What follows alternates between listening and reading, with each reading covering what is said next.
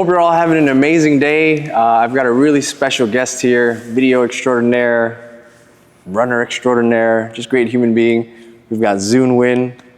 Welcome, Zoon. Thank you, Andy. This is pretty much like last year I was here and we filmed your story. And, it's coming back. It just feels like nostalgic. Yeah. It kind of feels like, I don't know, like coming into it, I was like, wow, I was like here last year. And, we just finished our run across America. And that was like a dream come true for me because I always wanted to, I see it's like, oh, it's on my bucket list. And then like when I had the opportunity to do it, I just like did it. Yeah, that's really like what I want to talk to you about. But kind of full circle because last time you were here filming the story, but also like I was on one of your like early episodes of the podcast. Oh yeah. So now, so now you get to be on one of the early episodes of my podcast. So yes. Thank you for like all of the advice, all the guidance along the way. Like I've learned a lot from you as far as like the video stuff, the personal branding. But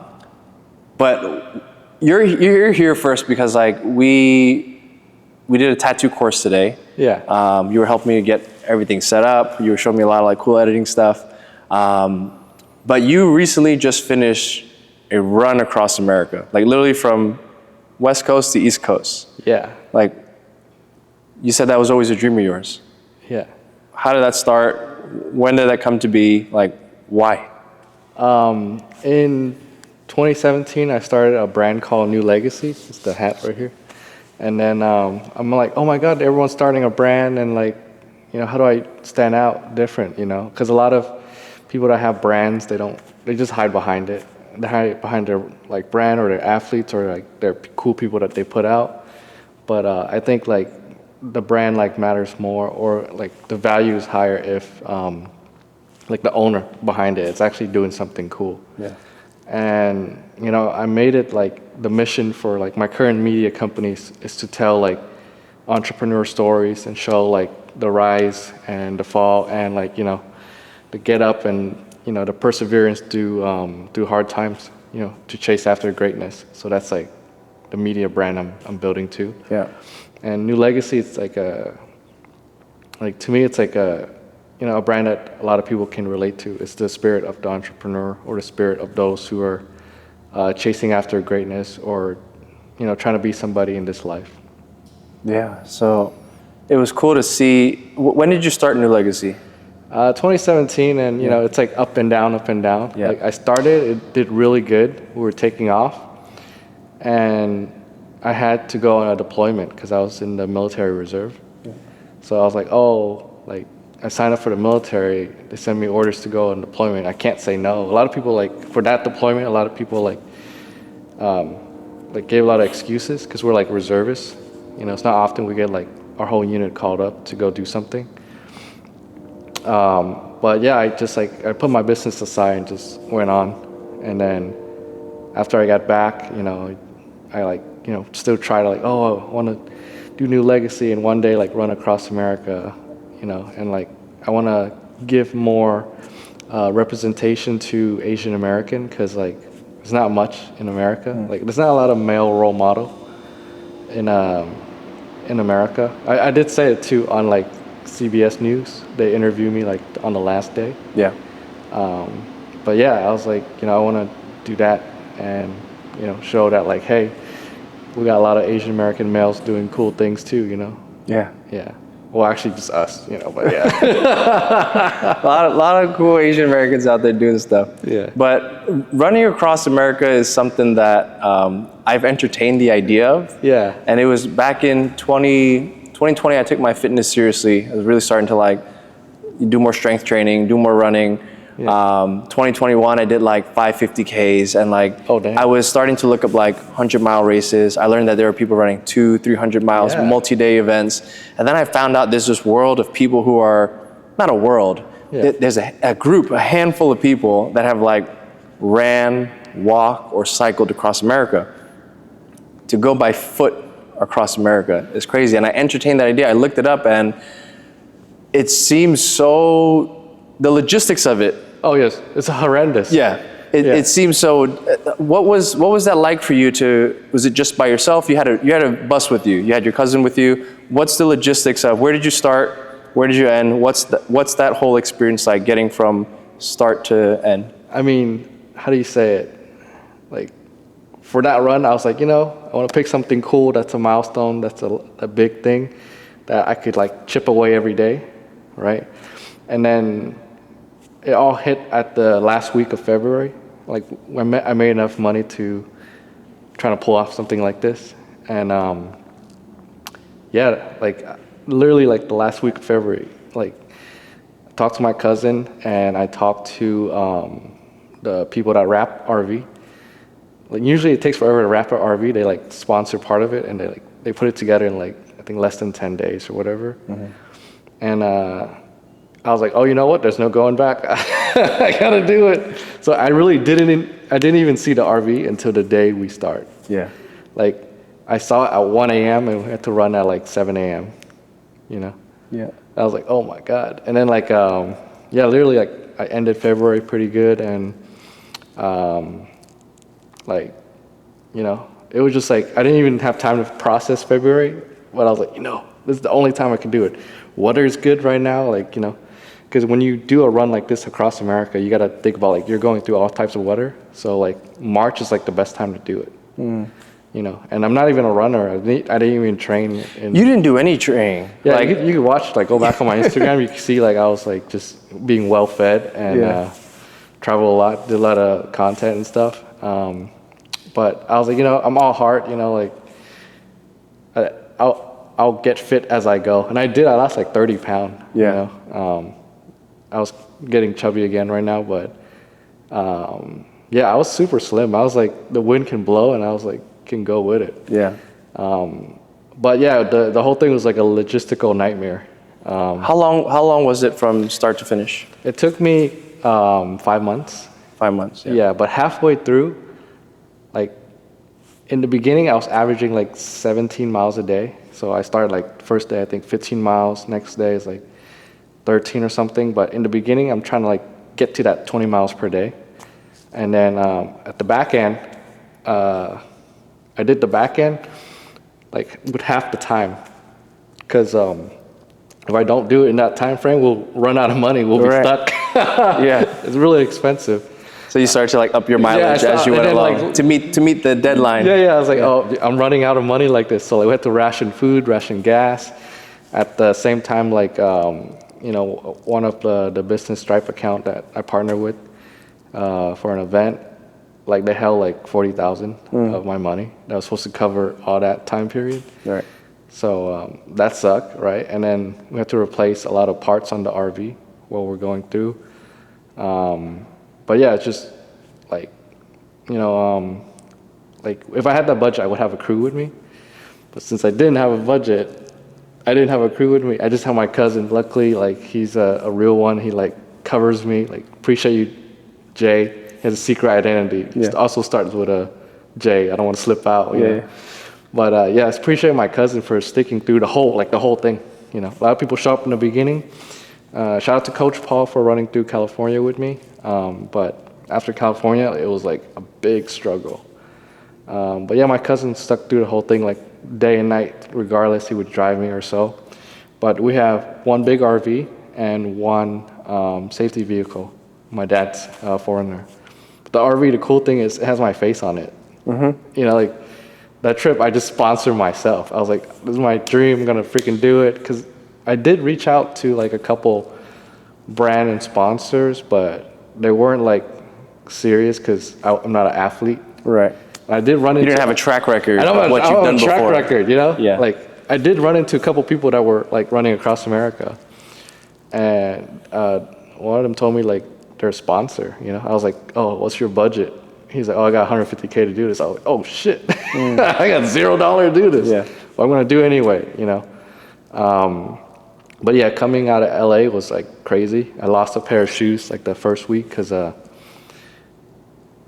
like a lot of poop coming out of LA, and then you're going up the hills, and then there's poop particles coming down. Oh. I was like, I don't want to get a foot infection. It's like literally like under the first like 100 miles, Yeah. So threw like my Tossed shoes it. away. Yeah, that was like a good pair of shoes too. And then me and Coach Paul, we just run like Route 66 across California. Very beautiful. We like run on the highway too, like the freeway. Yeah. So think about like you have this much room, and then there's like a semi truck going like 70 miles per hour. Yeah.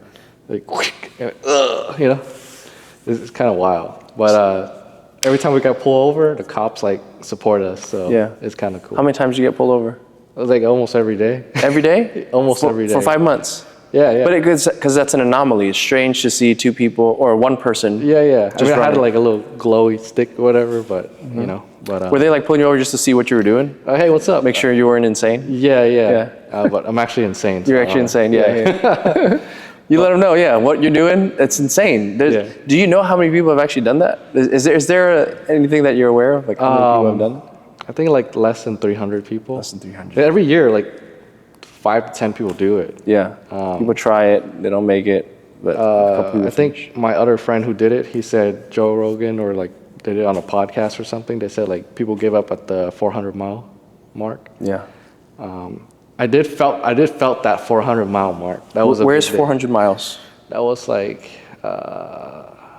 somewhere in like Arizona, I think. And why there? Is it just the desert?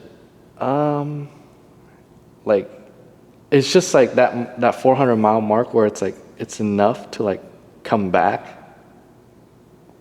And you're like, oh, I fucked up and restart again or something. But once you pass the 400-mile mark, you're just like, I just went 400 or 500 miles. You know, like a third, sixth of the way there. You know. Mm-hmm. So, I think that's like a mental thing. Yeah. But the whole time, like, I didn't think about giving up. Like, I was like, oh, I'm just gonna do it, whatever it takes. Figure out as I go, like day by day. You know. Yeah. But yeah, it was like tough times because like we were low on budget, so I had to like ration like gas, ration like food. Yeah. Coming into like Arizona, it was like snow. So we went from like freaking LA to high desert, through Death Valley, and then snow.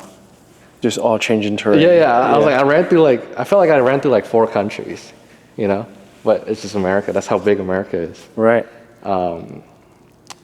Yeah, and then like in Arizona, I had to run like a couple times at night. Oh, it was scary. In the snow, you're like at night, you're like, oh my God, looking around. No street lights or anything.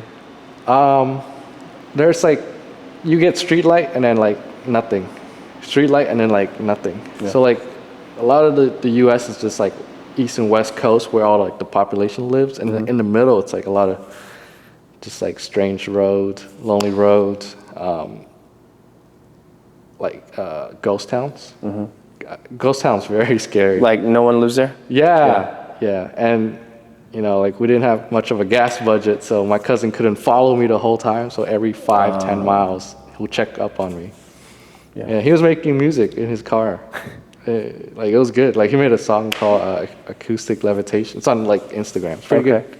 Yeah. So this whole run across America, you also had like a mission, right? You had like a charity that you were running for. Yeah, I like Feeding America, and I really like their mission, and I saw them in a Tony Robbins video, and I was like, oh, I want to support them too. So I opened my own like campaign under their like partnership or like Team Feeding America, and I called them. I was like, hey, I'm gonna do this. They're like, oh, you're crazy. They didn't believe it. And then like when we were at the end, like I got connected with the marketing director, and they put me on their like social media page and stuff. Like they didn't believe it. They're like, I was like, yeah, come out. And like a lot of time, like as I was running, like I get like people that send me like hate message and stuff because they don't believe it. Oh, okay. Yeah, but so you were posting videos daily that like, hey, I'm on day, whatever it is, you're running this many miles per day. Yeah, people don't believe it. I'm like, oh, you're like 50 miles away. You should come out and just watch me for all day or whatever. A lot of people like challenge. They never like backed it up. Right. But I was like actually doing it for real. If you look at my Apple Health, it's like it's there. You know? Yeah. But yeah, like Kansas is the breaking point for like, so that's the first 400 miles, the first breaking point, and Kansas is the next breaking point for everybody. Is that halfway? Yeah. I don't know what it is. It's like bad. Like You realize like I've done all this work. Yeah. I'm tired. I'm sore. Yeah. I'm halfway. Oh my God! I have to do this again. Yeah, it's to like- get to the other side. Yeah. Oh, I forgot to mention New Mexico too. So Arizona was wild, it's very beautiful.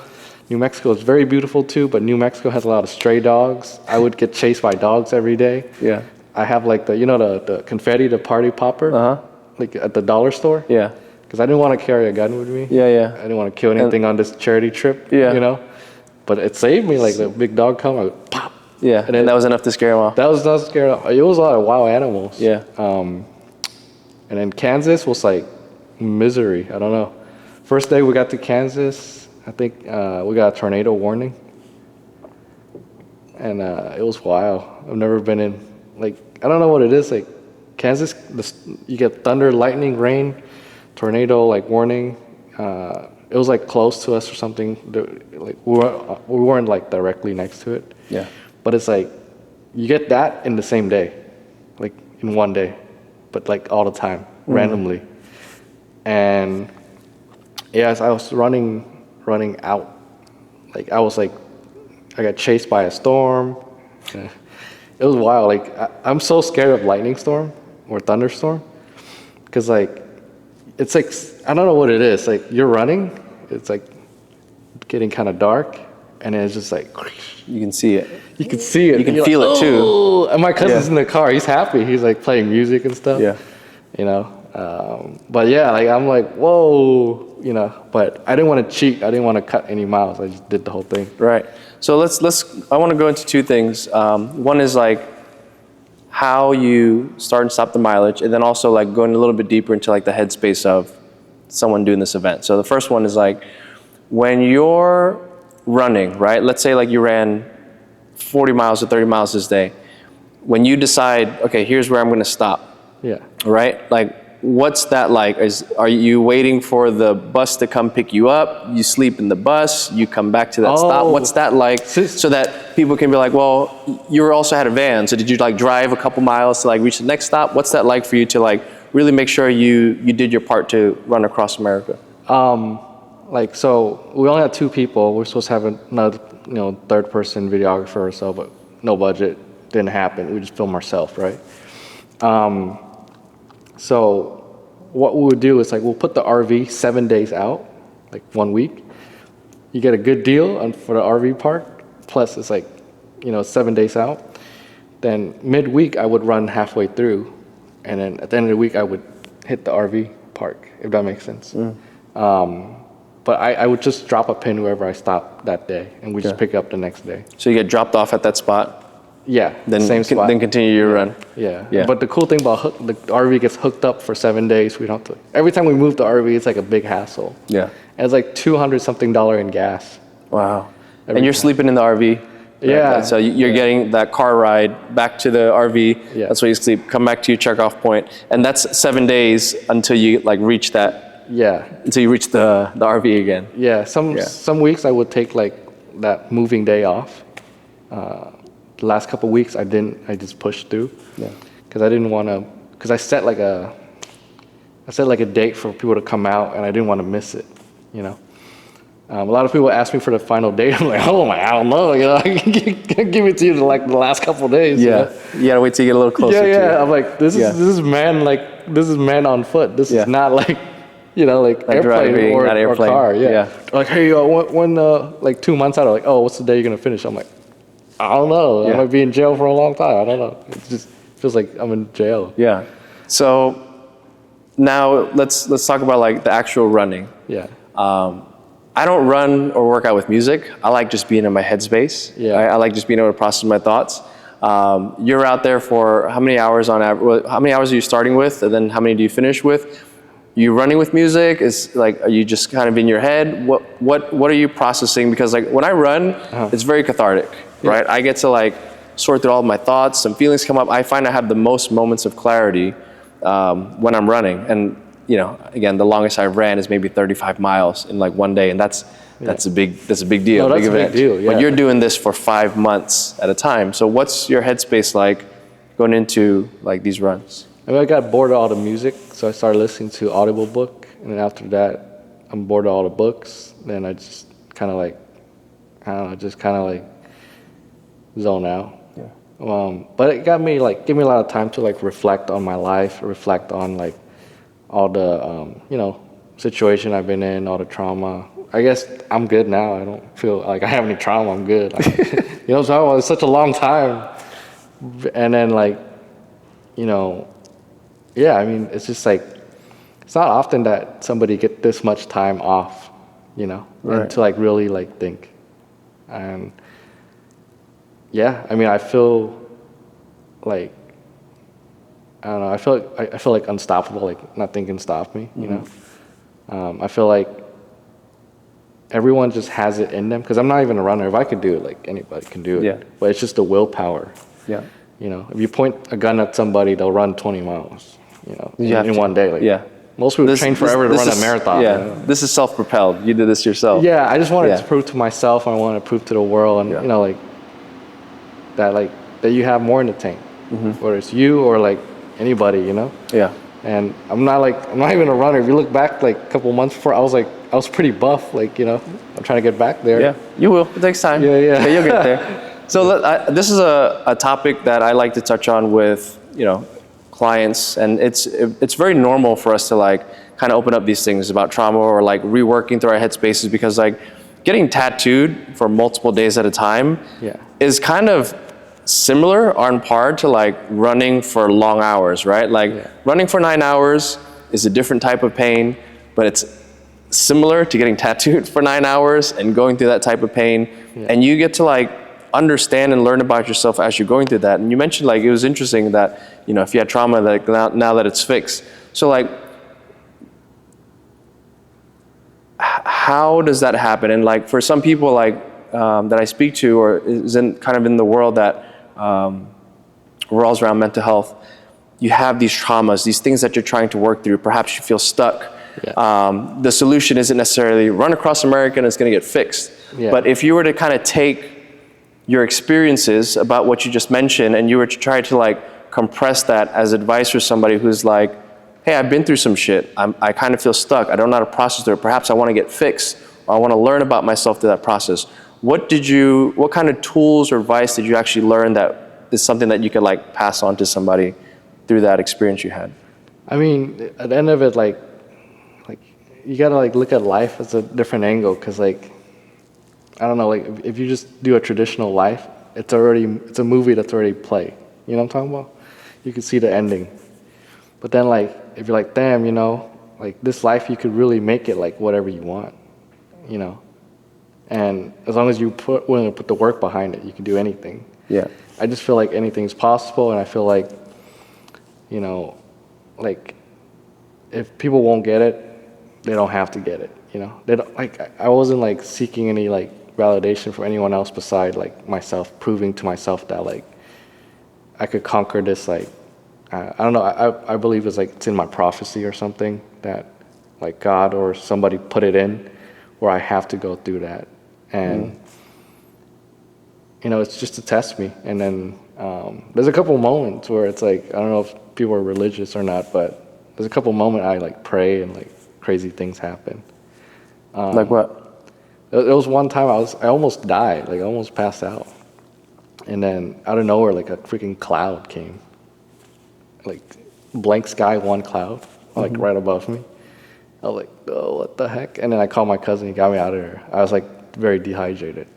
And then like a couple of days later, I was in like Missouri, and it was like super hot. It's like humid, and it was like over 100 degrees. And I was like, oh, hey God, if you're real, let there be wind. And then it was like, whoosh. I was like, oh, damn. Just in case, let me double check. Can you do it again? Whoosh. I was like, all right, you know what? I got goosebumps. Yeah. But yeah, I ran through like the 40, on the way east is the 40, the 50s, old like US highway. And it's a lot of cemetery along the highway. Can you imagine you're running early in the morning, it's dark, and you're running through the cemetery and ghost towns. And a lot of time it's like empty. Like it's empty land, you know? It's like kind of scary. And there's one time I ran like, it an all-night run, and I will never do that again. I don't know. It's like at night, like your mind just goes very dark, and I was seeing eyes following me. Like it was so scary. But I did it anyway. I finished. I didn't give up. Yeah, it's like I would say I didn't give up on I don't know. Like I don't think I ever really gave up on anything in my lifetime. So I was like, oh, this is not going to be the first time I give up on something. I keep telling myself that when it gets hard. Yeah. On this run, you know, because at the end of the day, like I just realized like life is really what you make of it. Because like I don't know, everyone has their own situation. Everyone like just have their own problems. Everyone has problems. No one's like walking around with like no problems. But like for me to get an honor to do something crazy like that, and like some people pick up some inspiration from it, I'm happy. You know? Yeah. Did you always have that mindset? Or did you feel, again, perhaps stuck, or you didn't have control, and then like there was some sort of, maybe it was an interaction or some sort of event that happened that made you think that way? Or was that kind of, how did you get into that headspace? Every time I make it to another state and I look back, I'm like, oh, damn. No, I'm talking about like from your life coming up to this point, not necessarily on this run, but like you feel that, it's what you make of it. Yeah. Right? You're the one that's in control. Did you always have that within you? Okay, so what was that time period in your life where like that was learned? I think it was like coming to America. I came to America when I was like 8. And from where? From Vietnam. Okay. And our family struggled a lot. Like we used to go grocery and you used to pay in like change. I don't know if you like the book order from like no.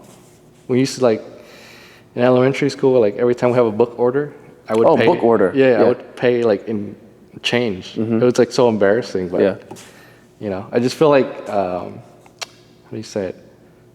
I never felt like I was like equal to like other kids who have like I don't know, like a better, higher quality life or something like that. And I just want to like to show people that like you can come from like anywhere and like really like show the world you could do something. So what's the catalyst? How do you go from not feeling like you were equal to paying with change to now getting to where you're at? Like, who did you meet? What book did you read? What show did you watch? What's that moment that like, now I'm worth something. Now I'm capable. Now I'm in control. Because not everyone has that. And I guess that's really what I'm trying to unpack here is like, you're a young guy. How old are you? 29. Yeah, you're 29. You got an amazing business with what you do with the videography, the courses that you're launching, the type of people that you interact with. So for someone that was perhaps in the same position as you, who's watching this now, who's listening, like what's that catalyst moment like? Like how do you break out of that? Because some people who come from that lower income mindset, that immigrant background, it's kind of hard to break through that. So like what's that turning point in your life? Yeah, it's just I honestly I think it's like it was just kind of given to me. Like I was struggling like last year. Like I started like the IT company and it goes to IT website and then some video stuff, and then I run into like a friend of mine now, but like a client, and then I went to one of Wes's mastermind, and I got very motivated from going to that experience, and then Phil, he used to be in my Marine unit, Phil Ball, and he booked me, and then I went to another mastermind of Wes, and I got to see you, and then I don't know, like it's just being around you guys. You guys are like super high level, like go-getter, and like fast decision. Don't overthink it. Boop, boop, boop, get it done, right? So like I just took that opportunity and met all you guys. I was like, hey, let me just close a deal with everybody. And I did close a deal with everybody else there. So like I was making like $3,000 to $5,000 a month. And then like that month I made a lot of money, and I was like, oh, I never make this much money in my life before. And I just like keep connecting with the group, and then Wes like referred me to a lot of people. So how do you? That seems like we jump right into like the easy part of it, but like, what's the in of that? You said you started an IT company. Yeah, I started an IT company, do websites, and it didn't really work out well, you know. I was dealing with a lot of like regular people, client. I don't know. There's regular people, and then there's like real players in the world, you know. And regular people, client, they're not very profitable or very fun to work with. I'm grateful for all of them to give me opportunities, but it's really hard to scale in that side. I'm not sure what it is, but if you work with entrepreneurs who are like go-getter and decision maker, so easy to sell, you know. And you reached that point because you switched over from IT over into like video stuff? Yeah, like at that time I was like kind of like getting into the video side. Like I was doing website for one of my clients, and he was like, oh, hey, you take some picture with the iPhone. I took some picture with the iPhone, and it turns out to be pretty good product pictures and stuff. So I was like, oh yeah, just let me go buy a camera. Let me just really take it to the next level. And then like, it's just like by chance I have that camera. I was really happy. I went to the mall to get some deals. I run into my friend, you know, King Rocket, and yeah, he took me to Wes Watson's mastermind, Mastermind 5. Right. Yeah. And So it's just kind of like by chance, literally like connecting by from chance. one field to another. Yeah. Oh, by chance, he was like, he's like, hey, I kind of like you. I'm going to a mastermind. You want to come? It was like that. Yeah. I was like, who? And you know, at that time, I was like going through a breakup, and I was watching like Wes on YouTube, and I was like, wait, what? I get to go? He was like, yeah, bro, don't just fucking show up. You know. Yeah. I don't think he even asked Wes. You know, like he was like, yeah, just show up. If he say no, he say no. You know, we just show up, and Wes was cool. You know. Yeah, because it's all about like creating the content. It's literally like to document, like- share the story, yeah, make it relatable. like I just took the risk. I didn't even know it's gonna work out or not. You know? But yeah, after that, like that's like the kind of like the main paradigm shift. Like I mean, that mastermind was really good too. A lot of people, and I don't know, just to see Wes like came from like 10 year in prison or so, and like be able to do what he can. Like kind of when you're around people like that, like I don't know, something just switched on everybody. Yeah.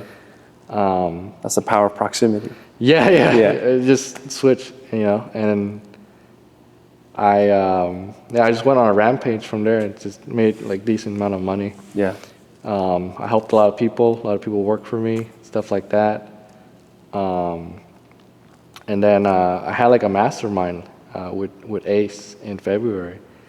We were just at the horse like racing thing, and I was like, hey, I'm gonna do a mastermind for content people, whatever.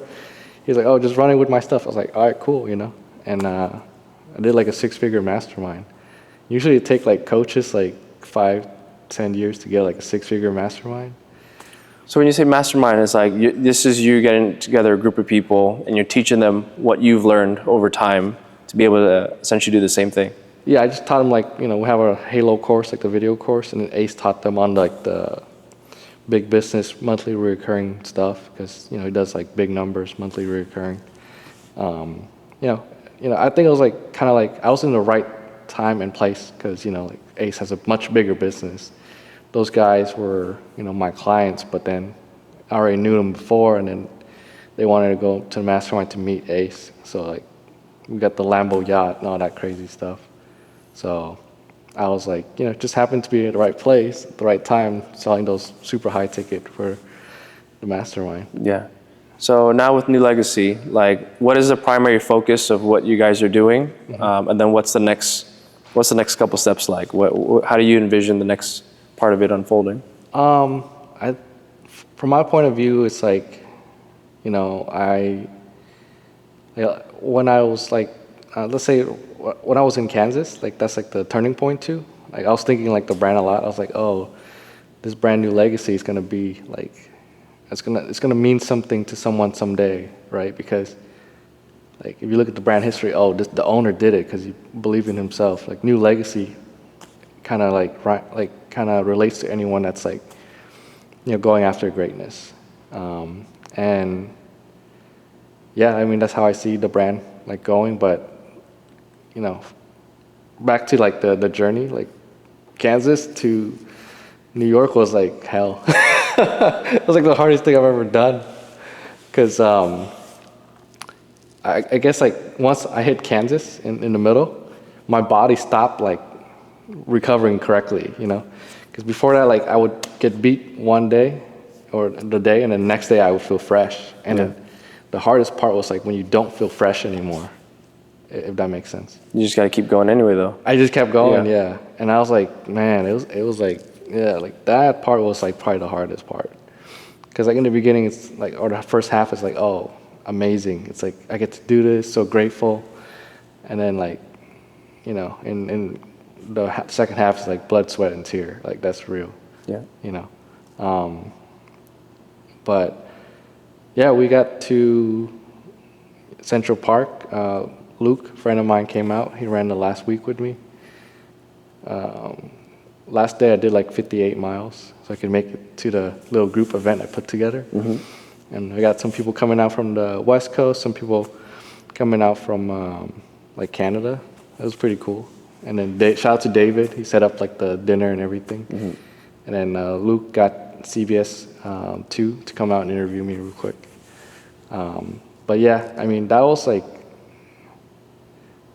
one of the, like that week was like hell week. I ran so many miles that week. It was crazy. Yeah. And yeah, Luke, he really kept up the whole time. It was wild. And he didn't even train for it too. But I don't know, like after that run, I felt like the burden is like off of me. Yeah.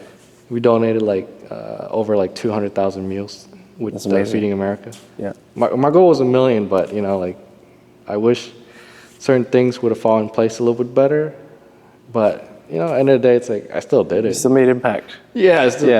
I'm still like not, like I'm still made it back in one piece. You know, we're good. I almost died so many times. It was crazy. But you're still here. You're living to tell the story. Let's tell the story. So what would you say is like the next phase for you? Like what's up next? My goal is to take Kraken Media, my media company right now, with my partners.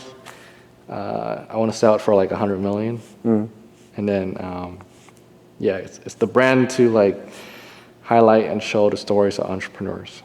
Yeah, like that's the brand. And then obviously New Legacy, we have the FU t-shirts. I don't know if you've seen it, but a lot of people are rocking it. Yeah. It's pretty cool.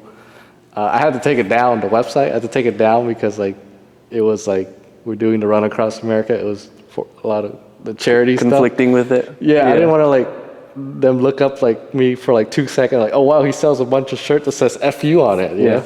So I took it down for a little bit. Yeah. But I'm gonna put it back up. I'm super excited. That brand like that was like the first time, like back in 2017 when I started, that was like the first time I sold like 100 shirts in like 24 hours, but most of it in like 1 hour. And like, anyone that has like Shopify on their phone or have Shopify, like when you open your phone, it's like ding, ding, ding of orders. That's like crazy, Yeah. Like that's like kind of addicting to get back to when you open your phone, it's like ding, ding, ding, ding. Yeah. Because Shopify, ringtone is the money cash register sound, so it's like ding, ding, ding, ding. That's like a lot of money. Yeah. But that was like a cool experience. I do want to get back to it, and even during that time, I was donating like a percentage of every sale to Feeding America. Way back before I even start the run. Yeah. But yeah, that's my goal to take Kraken to new heights. And like the thing I love about Kraken Media is like I get to work with you, and I get to tell your story. It's like I get amazed by that, and I'm like very grateful to do that. It's like I get to like watch your movie and help you create it. You know what I'm talking about? You help people create a movie. Yeah. It's like, you know what I'm talking about? It's like it's so cool. Like the general population, they just go watch a movie. Well, this is what I was talking to you about earlier. Is like what we do, and I've spoken to this about with a lot of my clients who are entrepreneurs. Is like what we do, we've normalized it. You know, it's just we get into this habit of like waking up at a certain time, doing a certain type of work, being a certain type of way, and like that just gets normalized. But we don't feel like it's anything special. Like this is just a normal mode of operation. And we meet other people who are in that same frequency and like, this is just a normal mode of operation. Yeah. But to be able to have somebody like you who's like a storyteller, you really help like turn it into a way that's like, okay, now like people can help understand like, and it helps the person understand like really where their story's at. And that's what I had a hard time with, because I was like, what story is there? You know, I just feel like what I do is just normal. Everyone can relate to this, everyone can experience it, but that's not the case. And for you, you've worked with a lot of different types of clientele who come from crazy backgrounds. You need to have your own story too, because of the type of background that you've had. I felt pressure. I was like, I got to run across America. I always back in my head, but I'm hanging out with these crazy guys. I got to like keep up, you know? Everyone's life is its own story, it's its own movie. Yeah. You know, and not all of them are worth telling though, but that's the thing, right? It's like you can make your life a story worth telling. Exactly. Right? So long as you're alive, you have the ability to rewrite your stories. Yep. And this kind of touches back to briefly what you were saying earlier about having like a trauma, having some sort of story that has a hold on us. Yeah. And how do we change that story, that old way of thinking, that mindset into someone or something that can now empower us, you know, someone that can rewrite their story. And it's really just like taking ownership of, this is everything that's happened to me in the past before. I'm not gonna suppress it. I have to just understand it, accept it as it is. But at this very present moment, the things that I think, the things that I say, the things that I do, the people I interact with, it's my responsibility. I'm not going to be able to perhaps change it instantly, but I know that through daily habits, daily actions, the way that I conduct myself, the way that I think, the way that I feel, if I can take ownership of that and like rewrite my thoughts, take control of my feelings and start to take action towards the life that we may want to live, it's going to be like a run across America. It's going to be challenging. We're going to have our setbacks. We're going to have these moments where we don't feel like doing it anymore. We want to give up and go back to that place where it feels safe. But if we can take that moment to just really realize like, I'd rather struggle and pursue a life that's worth living. I'd rather continue to move forward towards something that I want to achieve. To me, doesn't have to be this grand thing, but it's a story worth living. It's a story worth telling, to be able to come from a place of feeling stuck, feeling lost, feeling not good enough, not validated, and realizing that no one else is going to validate you except for you. You know, and it's just by the actions that you take. That's true. That's true for everybody. And we're just regular people. Everyone out there is just regular people, but it's the things that you do that starts to make you a little bit more extraordinary. You got to be extra to be extraordinary. Right? Otherwise, you're just ordinary. I mean, I don't. From my point of view, like, a normal life, I don't think it's for me. I just want to like be able to make an impact, and then just like, I don't know, just represent Asian American community a little bit better, you know? And I always ask myself like, what if you really do it? And then I just go and do it whenever I have a decision that's hard to make. You know, what if you really do it, you know? Like, there's time, like on that run across America, I had to like send out my crew to do some shoot or so. Like, there's times on that run, I had like $0, like a zero. I still woke up and went run, you know? And then like on the phone trying to like get some deals in, you know?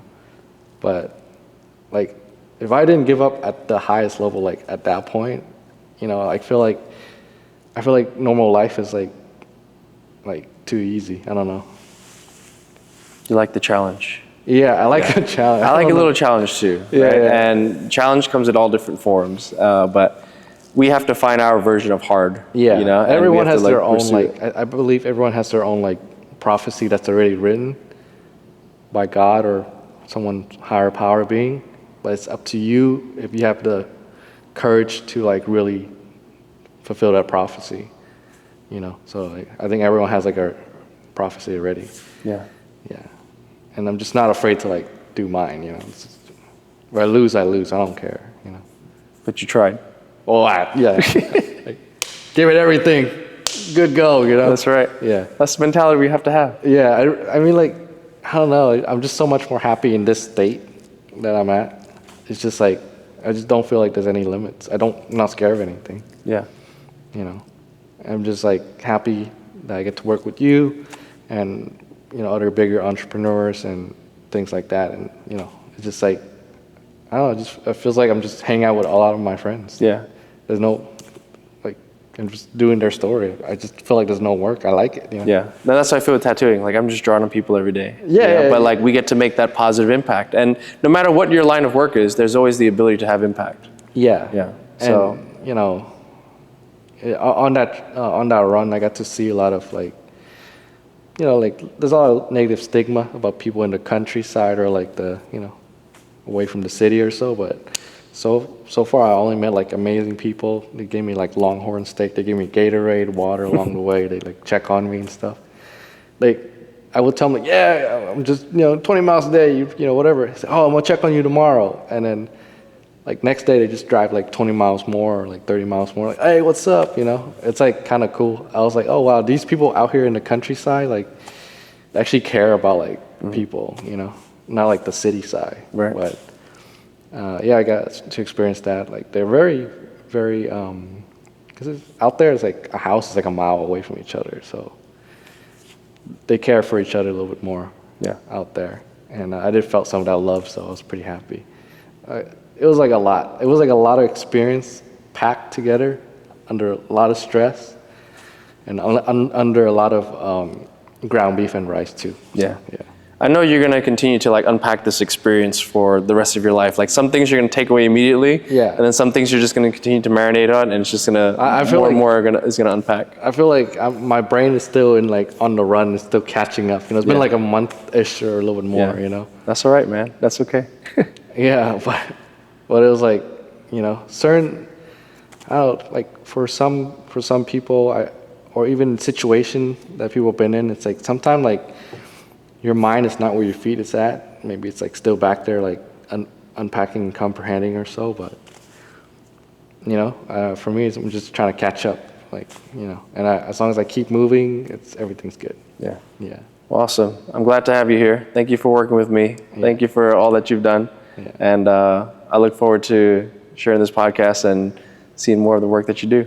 Yeah. No. Hey, shout out to Andy, one of the best guests on my podcast, and shout out for this opportunity to be here with you. And yeah, it's just like I'm just grateful to be here, and literally like in and out in like 24 hours. But Yeah. it is what it is. So when people try to look for you online, like what do they search for? Where do they go? You can just go to Instagram, Zoon Nguyen, ZOON Nguyen, and then like you can go to the bio and see all my other companies or media company or so, and New Legacy. Hopefully by the time this thing air, the website's up again, so we can sell you those FU t-shirts. Those are rare, so don't get us banned again. Thank you. Yeah, when I was selling it, it was like a lot of like parents at school were calling me. Yeah. It was not good, but yeah, it's good. All right. It's good now. Well, good stuff, brother. Thanks for coming here. Appreciate you. And take care. Thanks for watching, guys. Thank you, guys.